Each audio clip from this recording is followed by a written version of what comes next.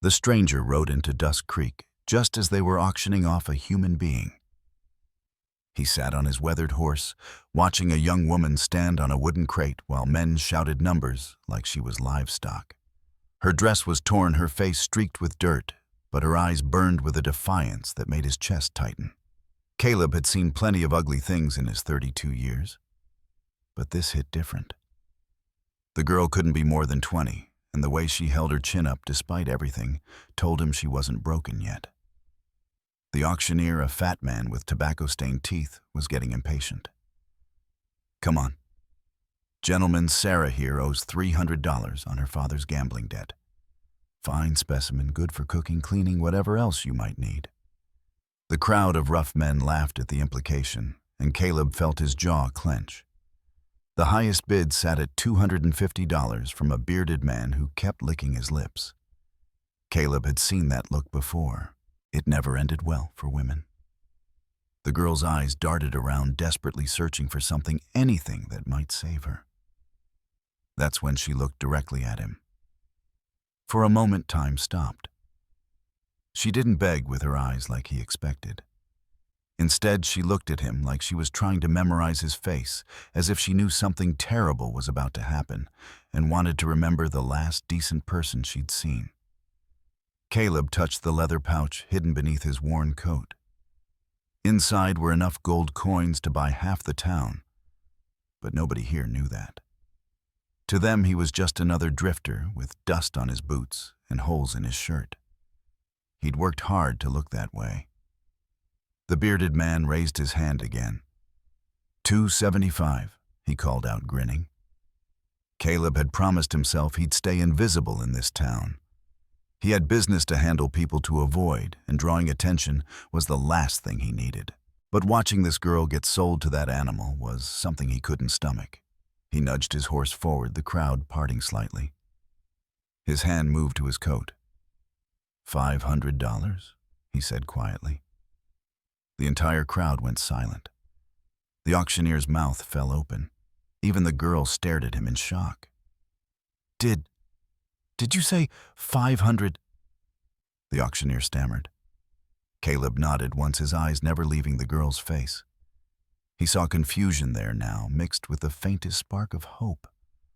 The bearded man spun around, fury twisting his features. "Who the hell are you, boy?" Caleb finally looked at him. "Someone who's got $500. But as he reached for his gold, he noticed 3 men in the back of the crowd exchange meaningful glances.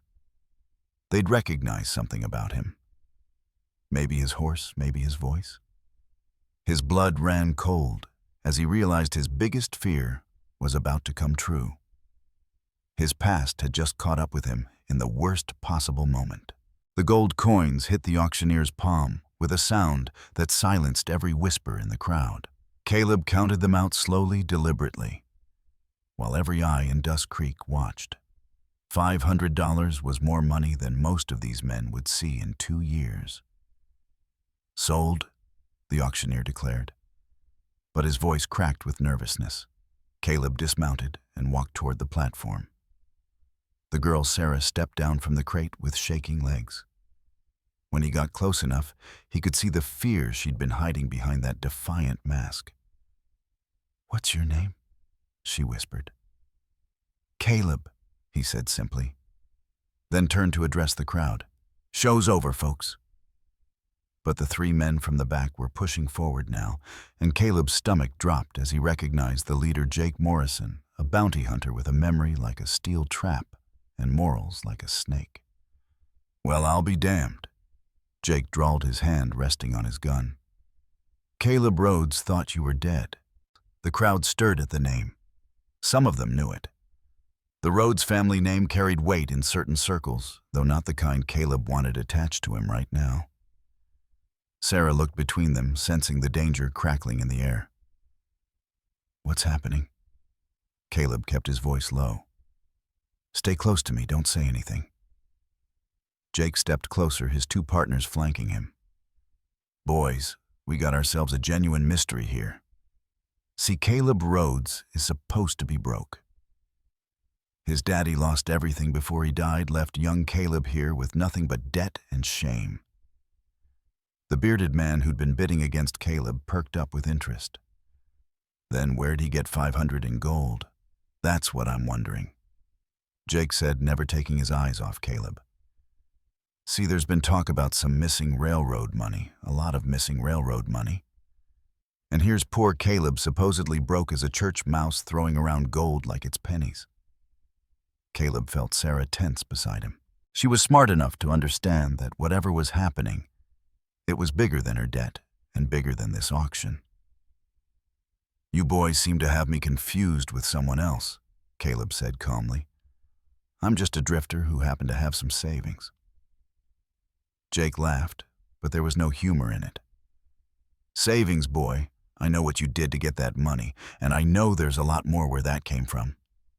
The crowd was getting restless now, sensing violence in the air. Caleb could feel them closing in, drawn by the smell of easy money and excitement. That's when Sarah did something unexpected. She stepped forward, putting herself partially between Caleb and Jake. This man just bought my debt fair and square, she said, her voice stronger than Caleb expected. If you have business with him, handle it somewhere else. Jake's eyes narrowed as he looked at her. Lady, you don't know what you're mixed up in. I know I'm mixed up with someone who just saved me from that animal, she said, nodding toward the bearded man. That's enough for now. Caleb stared at her. This woman who'd been sold like cattle was standing up to armed men to defend a stranger. It was either the bravest or most foolish thing he'd ever seen. But Jake wasn't backing down. Here's what's going to happen. You're coming with us, Caleb. And we're going to have a nice long talk about where you've been and what you've been doing. Caleb's hand moved toward his gun, but he stopped. There were too many people here, too much chaos. If shooting started, Sarah would be right in the middle of it. I need time to get my affairs in order, Caleb said carefully. Jake grinned. You got 1 hour. After that, we come looking. As the crowd began to disperse, Caleb realized his simple act of kindness had just painted a target on both their backs, and Sarah still had no idea that the man who'd saved her might be the most dangerous person in 3 states. Caleb led Sarah to the edge of town, where his horse waited, his mind racing through options that all ended badly. The sun was climbing higher, and with each passing minute, Jake Morrison was probably gathering more men and more questions.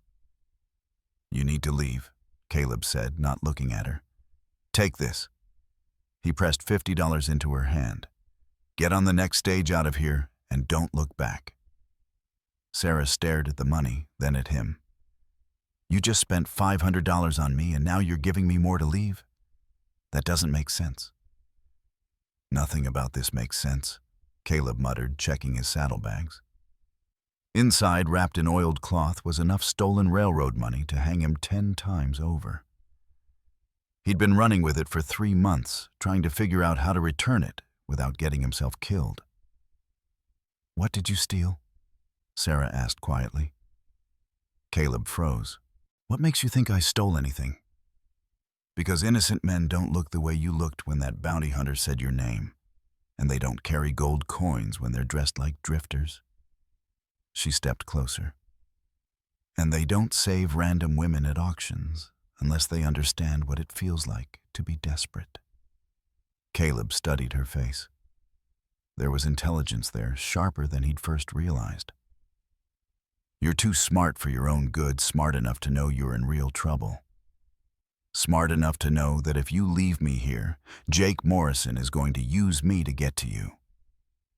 She was right, and they both knew it. Jake would grab her the moment Caleb rode out of town, use her as leverage to force him back. The money belongs to the Central Pacific Railroad, Caleb said finally. I didn't steal it exactly, but I didn't earn it either. What does that mean? Caleb looked toward the mountains where he'd hidden the rest of the fortune. My father worked for the railroad before he died. He discovered some men were skimming money from worker wages, selling supplies that never existed, keeping double books. When he tried to report it, they had him killed. Sarah's eyes widened. So you took their money? I took evidence. The money was part of it. I've been trying to figure out how to expose them without getting myself hanged for theft. How much money are we talking about? Caleb hesitated. Enough to buy this entire town twice over. Before Sarah could respond, the sound of approaching horses made them both turn. Jake Morrison was riding hard toward them, with 6 men behind him, and they weren't coming to talk. They're not waiting an hour, Sarah said. Caleb grabbed her arm. Can you ride? Well enough. Then we're leaving now. He helped her onto his horse behind him. But as they prepared to flee, Jake's voice rang out across the distance. Caleb Rhodes, we know about the railroad money. We know about the hideout in Devil's Canyon. Caleb's blood turned to ice. If Jake knew about Devil's Canyon, then someone had been watching him for weeks. Someone had followed him to his cache. We also know about your father's journal, Jake shouted. The one with all the names. Sarah felt Caleb go rigid in front of her. What journal? She whispered. But Caleb was staring at the approaching riders with a look of absolute horror. They don't just want the money, he said quietly. They want to bury the truth about what happened to my father and everyone who knows about it, including her. Caleb spurred his horse hard, racing through the narrow canyon trail with Sarah clinging to his back. Behind them, the thunder of pursuing hooves echoed off the rock walls. Jake Morrison and his men were closing the distance fast. Where are we going? Sarah shouted over the wind. Somewhere they can't follow with horses, Caleb called back, guiding them up a treacherous rocky slope that would challenge even his experienced mount. As they climbed higher, Sarah caught glimpses of their pursuers below. There's more of them now. Caleb had noticed too. What started as 6 riders had become at least 12. Word was spreading fast, and every bounty hunter and opportunist in the territory would be drawn by the promise of railroad gold. They reached a narrow ledge where Caleb finally stopped his horse blowing hard. From here, they could see the entire valley below, and what Sarah saw made her gasp. Sweet Jesus, she whispered. The trail behind them was filling with riders, not just Jake's men, but what looked like a small army converging on their position. Some were coming from Dust Creek, others from different directions entirely. You said your father had a journal, Sarah said, catching her breath. What was in it? Caleb pulled out a leather-bound book from his saddlebag, its pages worn and stained. Names, dates, every crooked deal, every stolen shipment, every murdered witness, 3 years of documentation. Sarah opened it carefully, scanning the pages. Her face went pale. These names, some of these are government officials, judges, sheriffs. Now you understand why they want it buried and why they want us dead. Sarah looked up at him. The railroad money was never the real prize, was it? The money was just my father's way of getting their attention. He knew they'd come after anyone who had it. He wanted them to reveal themselves by using you as bait. Caleb nodded grimly. Except I don't think he expected it to take 3 years, or for me to drag an innocent woman into it. A rifle shot cracked through the air, the bullet striking the rock inches from Caleb's head. The riders below had gotten close enough to start shooting. We need to move, Caleb said, but as he looked around, he realized their options had just run out. The trail ahead was blocked by fallen rocks, and behind them was a 40-foot drop to jagged stones. Sarah was studying the journal again. Caleb, look at this entry from 2 weeks before your father died. She showed him a page that made his face go white. He met with someone from the railroad company, someone who promised to help him expose the corruption. That's impossible. The railroad wanted him dead. Not the railroad. Look at the name. Caleb read the entry again, his hands shaking. The meeting had been with James Morrison, Jake's older brother, who worked as a railroad investigator. Jake's been hunting me for the people who killed his own brother. Sarah stared at him. He doesn't know. Another shot rang out closer this time. Jake's voice echoed up from below. Rhodes, send down the journal and we'll let the woman live. Caleb looked at Sarah, then at the journal, then at the approaching army of men who would kill them both the moment they had what they wanted. There's something else, Sarah said quietly, still reading. Your father didn't just document the corruption. He found out where they're keeping the rest of the stolen money. Millions of dollars. Caleb looked at her. Where? Dust Creek, hidden right under everyone's noses. The irony hit him like a physical blow. The fortune that could expose the entire conspiracy was sitting in the same town where they'd started this nightmare. But as more shots began to pepper the rocks around them, Caleb realized they might never live long enough to use that information. Jake's men were climbing the slope now, and there was nowhere left to run. Sarah, Caleb said quietly, I need you to know something. Whatever happens next, buying your freedom was the first decent thing I've done in 3 years. Then let's make sure it wasn't the last, she said, checking the pistol she'd taken from his saddlebag. If you're enjoying this story, hit that subscribe button. There's so much more where this came from. The standoff lasted exactly 30 seconds before everything went to hell. Caleb heard the whistle of an arrow just before it buried itself in his horse's neck. The animal screamed and reared, throwing both riders to the hard ground. Sarah rolled behind a boulder as bullets began chipping stone all around them. Indians! Someone shouted from below, and Caleb realized their situation had just gotten impossibly worse. A war party of 6 Apache warriors had appeared on the opposite ridge, pinning Jake's men between 2 forces.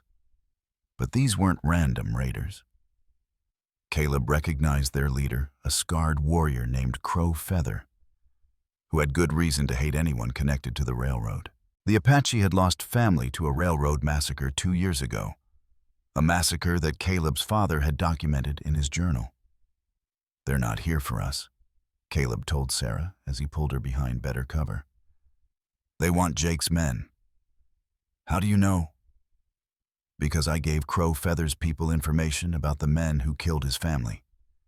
He's been hunting the same corrupt officials we are. The battle below erupted in chaos. Jake's men found themselves caught in crossfire between the Apache warriors and the steep canyon walls. Caleb watched as 3 bounty hunters fell in the first exchange of gunfire. But Jake Morrison was smarter than his men. Instead of fighting the Apache, he was climbing directly toward Caleb and Sarah's position with 2 of his best shooters. He's coming for the journal, Sarah said, leveling her pistol. Let him come, Caleb replied. But his voice carried a weight Sarah hadn't heard before. When Jake's head appeared over the rocky ledge, Caleb was waiting for him. Hello, Jake. Give me the journal, Rhodes. This ends here. Does it? Because I've got something to tell you about your brother James? Jake's face twisted with rage. Don't you dare speak his name. You got him killed with your father's crusade. Your brother was trying to help my father expose the corruption. The men who killed him are the same ones paying you to hunt me down. You're lying. Caleb held up the journal open to a specific page. Read it yourself. James Morrison, railroad investigator, secretly gathering evidence to support William Rhodes's claims, killed 3 days after this meeting. Jake's gun wavered as he read his brother's name written in careful script with details about their clandestine cooperation. They played us against each other, Caleb continued. While you were hunting me for revenge, the real killers were getting rich off the chaos. The Apache war cries grew closer.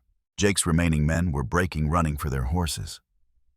There's more, Sarah called out, reading from another page. The man who ordered both murders, he's the sheriff in Dust Creek. The same one who probably told you where to find Caleb. Jake's face went pale as the pieces fell into place. Sheriff Crawford, he's been using you to clean up loose ends, Caleb said. And when you brought him the journal, he would have killed you too. An Apache arrow whistled past Jake's ear, reminding all of them that their real enemies were still closing in. The corruption runs deeper than just stolen money, Sarah said, still reading. They're planning to frame the Apache for a massacre that will justify seizing their land for railroad expansion. Jake stared at the journal, then at Caleb, and, "If this is true, then we need to get back to Dust Creek alive," Caleb finished, before Crawford realizes his plan is falling apart. But as they looked down at the canyon floor, they could see Crawford's riders already racing back toward town.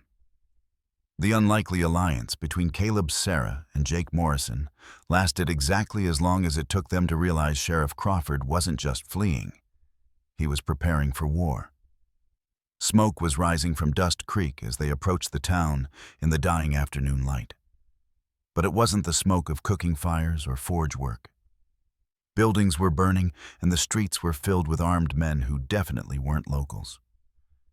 "Crawford's brought in hired guns," Jake said, studying the scene through Caleb's spyglass. "At least 20 of them." "He's destroying evidence," Sarah realized. "Look, they're burning the bank, the land office, anywhere records might be kept." Caleb felt sick as he watched his father's 3-year investigation literally going up in smoke. Every document, every witness, every piece of proof was being systematically eliminated. "There," Sarah pointed to a group of men dragging someone from the hotel. "They've got prisoners." Through the spyglass, Caleb could see the auctioneer from that morning being forced into the jail at gunpoint. The man who'd sold Sarah was now Crawford's liability, probably because he'd witnessed Caleb's unusual wealth and could identify him. "They're killing everyone who was at the auction," Jake said grimly. "Anyone who saw Caleb spend that money, anyone who heard the names mentioned." The bearded man who'd been bidding against Caleb lay dead in the street. "This is my fault," Caleb said. "I should have stayed hidden." "No," Sarah said firmly. "This started long before today. Your father knew this moment would come. That's why he left you the journal." She was right, but it didn't make watching innocent people die any easier.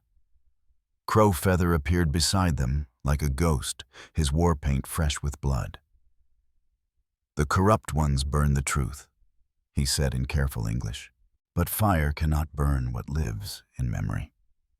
"What are you saying?" Caleb asked. "Your father promised to tell the world what happened to my people, the railroad men who ordered the massacre of my village. They are in that town. Crawford. Crawford gives orders, but the man who pays him comes tonight." Caleb felt his blood freeze. "Who?" "The one you call Morrison." Jake stared at the Apache warrior. "That's impossible. Morrison is my family name. Not your brother, the older one, the one who owns the railroad." Sarah grabbed the journal, frantically searching through pages. "Here," she said, her voice shaking. "Theodore Morrison, railroad executive. Your father met with him 6 months before he died." Jake's face went white as he read the entry. "Uncle Theodore, he's the one who told me Caleb killed James. He's the one who's been paying me to hunt him. He sent you after Caleb to stop him from exposing the truth about James' murder," Sarah realized. "A murder he ordered." The sound of approaching riders made them all look toward town. A luxury carriage was arriving, escorted by more armed men. "Theodore Morrison," Jake whispered, and Caleb could hear 20 years of betrayal in his voice. "He's coming to make sure the job is finished," Caleb said, "to see the journal burned and us dead." "Then let's not disappoint him," Sarah said, checking her ammunition. But as they prepared to ride into town, Crow Feather held up his hand. "The Apache have a saying, the snake is most dangerous when cornered." He was right. Theodore Morrison hadn't survived 30 years in the railroad business by being careless. Whatever was waiting for them in Dust Creek would be designed to eliminate every threat to his empire. "There's something else," Sarah said, reading from the journal's final pages. "Your father hid a second copy of everything. Insurance, he called it." "Where?" "With someone in Dust Creek, someone Theodore Morrison would never suspect." And Caleb looked at the burning town, then at his unlikely companions. Somewhere in that inferno was the key to exposing decades of corruption and murder. "Who?" Jake demanded. "Who has the second copy?" Sarah looked up from the journal, her face pale. "The priest." They all stared toward town where the church bell tower rose above the smoke. And that's when they realized the church wasn't burning. It was the one building Crawford's men were protecting. The church stood like a fortress in the center of Dust Creek, surrounded by Theodore Morrison's hired guns. But Caleb knew something they didn't. Every church had a back door for the priest's private quarters, and his father had shown him that entrance years ago. "You're insane," Jake whispered as Caleb outlined his plan. "Even if we get inside, Morrison has 20 men out there." 21, Sarah corrected, watching another rider join the group. "But they're all watching the front door." Crowfeather studied the layout with tactical precision. "My warriors can create distraction, draw them away from the building." "Why would you help us?" Jake asked, still struggling to trust anyone. "Because when the truth comes out, my people get justice for our massacred children." As darkness fell, Caleb felt the weight of 3 years pressing down on him. Everything his father had died for came down to the next hour. They moved through the shadows like ghosts. Crowfeather's warriors struck first, attacking the hotel where Theodore Morrison waited. The hired guns rushed toward the gunfire, leaving only 3 men watching the church. Caleb, Sarah, and Jake slipped through the priest's garden and found Father Miguel waiting for them in his study. The old man's eyes were sad, but determined. "I've been expecting you for months," he said, pulling a wooden box from beneath his altar. "Your father was very thorough." Inside the box were detailed copies of every document, plus signed affidavits from witnesses Caleb thought were dead, and photographs of mass graves where Theodore Morrison had buried his problems. "This is enough to hang half the territorial government," Jake breathed. "More than enough," Father Miguel agreed. "But Theodore Morrison is outside with enough firepower to ensure these documents never see daylight." That's when Sarah spotted something else in the box, a map showing the location of the main stolen funds cache. "Hidden beneath Dust Creek's own bank. He's been hiding millions of dollars right under everyone's noses," she said. "Enough money to prove every theft, bribe, and murder." The sound of breaking glass interrupted them. Morrison's men had realized where they were. "Father, is there another way out?" Caleb asked. "The bell tower, but it's a long drop to the ground." As boots thundered up the church steps, Caleb made a decision that surprised everyone, including himself. "Jake takes Sarah and the documents. Get them to the territorial capital." "What about you?" "I'm done running." Caleb walked out the front door of the church with his hands empty, but his head high. Theodore Morrison stood waiting with a dozen guns pointed at the building. "Hello, Uncle," Jake called out, emerging behind Caleb with the documents held high. "Surprised to see me alive." "Theodore Morrison, I was told you were dead. Just like you told me Caleb killed James." The old man's silence confirmed everything. In the end, it wasn't bullets that brought down Theodore Morrison's empire. It was the sight of his own nephew reading his brother's real last words to a crowd of angry townspeople who had lost friends to his greed. The railroad money was returned, the Apache got their justice, and Sarah never had to worry about being sold again. Caleb kept one promise to his father. The truth finally came out. As for the strange cowboy who'd seemed like just another drifter, he used his share of the recovered funds to buy a ranch where Sarah helped him raise horses and build a life worth the price his father had paid for it. If you're enjoying this story, hit that subscribe button. There's so much more where this came from.